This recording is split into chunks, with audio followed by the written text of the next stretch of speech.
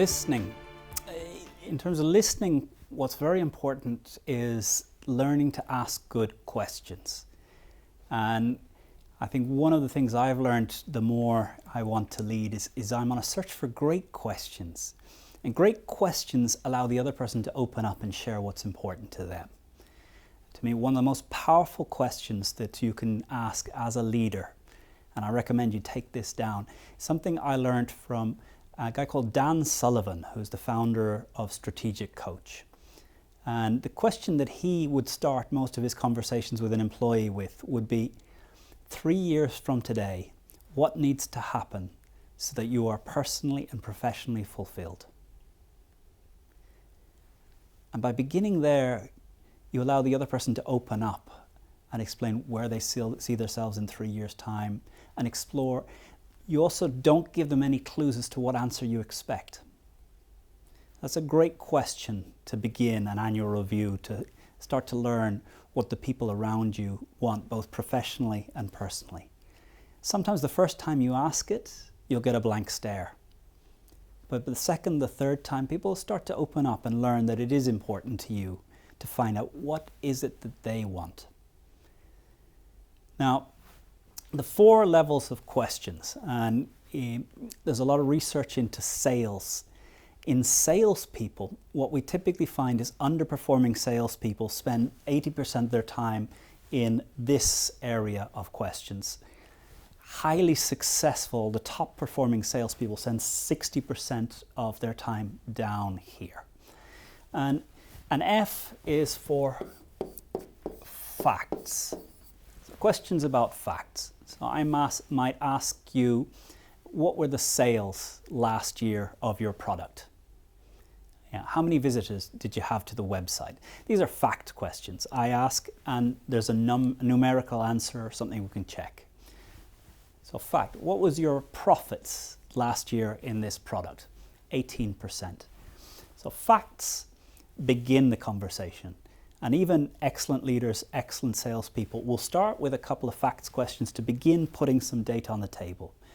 But O is for opinion. So maybe I ask my wife, what did you watch on television last night? She answers with a fact. I ask, what did you think about it? Maybe you talk to a client. What was the profit on this product last year? 18%. Opinion. Is that good? What do you think?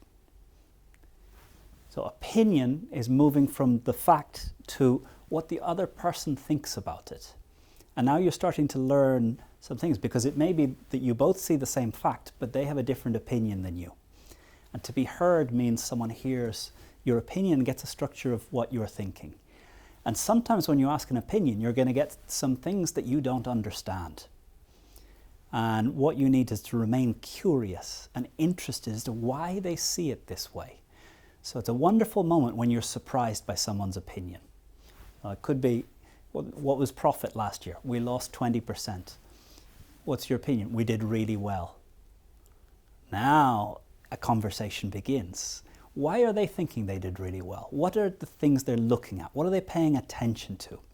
So as you look at opinion, you learn, what are they looking at? What are they paying attention to? What are they comparing it to? So we're going to spend some time understanding their opinions and really doing your best to stop giving your opinions. And in my case, this is very difficult because I have a problem in staying quiet. So sometimes when I ask an opinion and I hear, I teach myself to go, interesting, tell me more.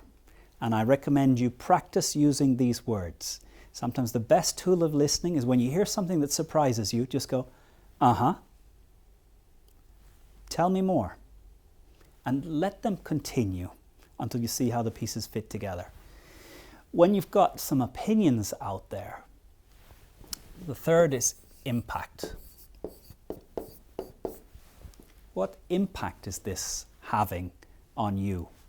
What impact is this having on the wider organization? What impact is this having in terms of where you see yourself achieving your goals over the next few years? So now we get into what is the impact in the medium to longer term of some of these things that are happening. And if you can get into a discussion about the impact of the things, the impact of these effects, the impact of different projects on this person's life goals, where they want to be 3 years from today, personally and professionally, now you're starting to deeply explore what is really going on. Now you're building a relationship because you're helping them think. Your questions are helping them get clear about what's important. Your questions are helping them focus their attention on the things that matter. And questions about impact start to help them seeing where they'll be in 2 years, 5 years, in 10 years, if they continue on the path that they are on. And when you can see that there's an impact, the key question is about change. What would you be willing to change? What do you need to change to have the impact that you really want? What do you need to change to achieve your personal goals in the next 3 years? And if you can get someone to be talking at this level, and often they're not clear what those changes are. They will need help to articulate what are the changes that they can make today that begin to lead to the impact that they want, so that 3 years from today, they know that the personal and professional goals that they had for themselves have been met. And they've been met because you are in their life.